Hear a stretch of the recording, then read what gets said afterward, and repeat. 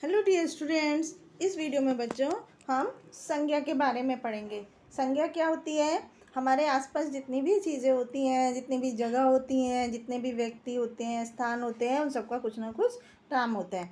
तो इन्हीं नाम शब्द को हम संज्ञा कहते हैं। जैसे कि भारत में अनेक त्यौहार श्रद्धा और उल्लास से मनाए जाते हैं। अगस्त के महीने में जन्माष्टमी का त्यौहार आता है। तो यहाँ पर ये जो नाम है, जैसे भारत है, त्यौहार है, श्रद्धा उल्लास, अगस्त महीना, जन्माष्टमी, उत्सव, श्री कृष्ण जन्म, खुशी, तो ये सब जो शब्द हैं ये क्या है? संज्ञा है। क्योंकि इससे हमें किसी, जैसे भारत से हमें जगह का नाम, अगस्त महीने का नाम है, जन्माष्टमी त्यौहार का नाम है।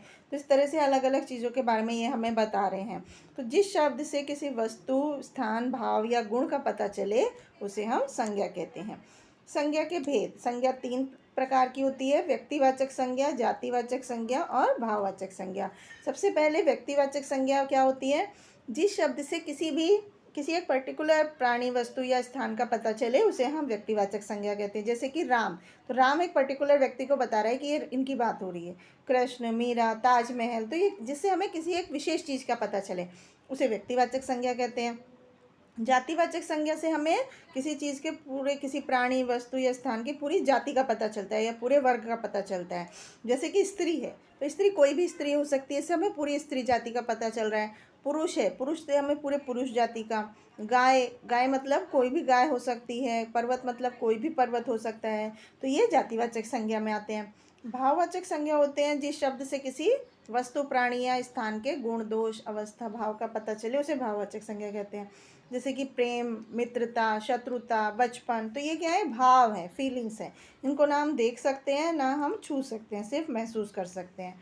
इसके अलावा समूहवाचक संज्ञा होती है जिन शब्दों से किसी पूरे समूह का या पूरे समुदाय का पता चले उन्हें समूहवाचक संज्ञा कहते हैं। जैसे कि सभा है, सेना है, कक्षा, कक्षा मतलब जैसे विद्यार्थियों का समूह होता है, जनता है, मेला है, परिवार है, इस तरह से।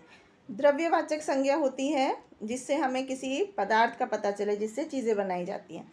जैसे सोना है, पीतल है, लोहा है, गेहूँ, चावल, तो ये द्रव्यवाचक संज्ञा के उदाहरण हैं।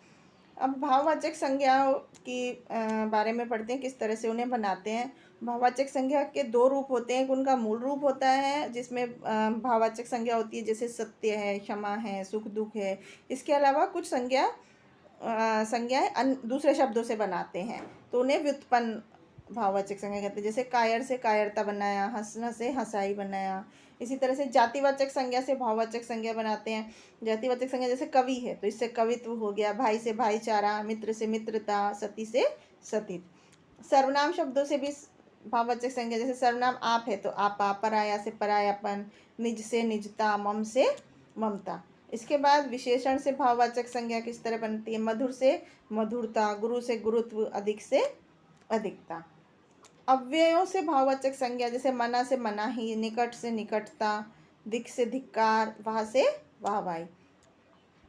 क्रिया से भाववाचक संज्ञा, जैसे क्रिया पढ़ना है तो इससे बन गया पढ़ाई, जमना से जमाव, लिखना से लिखाई, मिलना से मेल, धोना से धुलाई। तो इस तरह से अलग अलग क्रियाओं से भाववाचक संज्ञा बन जाती हैं। तो क्या क्या चीज़ें पढ़ी बच्चों? किसी वस्तु, स्थान या भाव के नाम को संज्ञा कहते हैं। संज्ञा के 5 भेद होते हैं: व्यक्तिवाचक, जातिवाचक, भाववाचक, समूहवाचक और द्रव्यवाचक। व्यक्तिवाचक संज्ञा किसी विशेष व्यक्ति, वस्तु, स्थान के नाम को बोलते हैं। जातिवाचक संज्ञा से पूरी जाति का पता चलता है और भाववाचक संज्ञा से भाव का पता चलता है। समूहवाचक संज्ञा से किसी समूह का, ग्रुप का पता चलता है। और वो शब्द जो किसी पदार्थ का पता चलाते हैं उन्हें द्रव्यवाचक संज्ञा कहते हैं।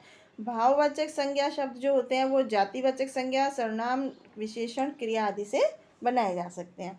तो इस तरह से संज्ञा के बारे में हमने समझा, संज्ञा क्या होती है और कितनी तरह की होती है। आई होप आपको समझ में आया होगा। Thank you.